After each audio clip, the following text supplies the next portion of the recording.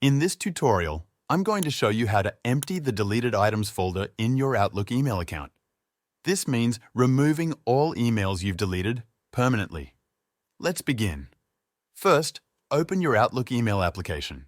Once it's open, look toward the top left corner of the window. You'll see a tab labeled File. Click on it once.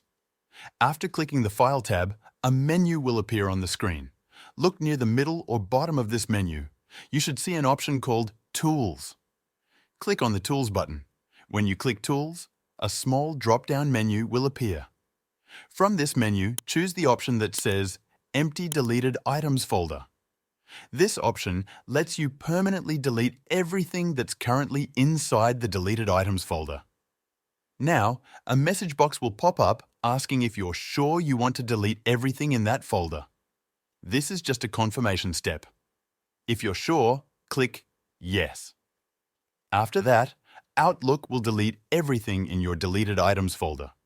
These emails will not go to another folder. They will be permanently removed from your account. That's it. You've now emptied the deleted items folder in Outlook. If you check your deleted items folder again, you'll see it is now empty. Thanks for watching.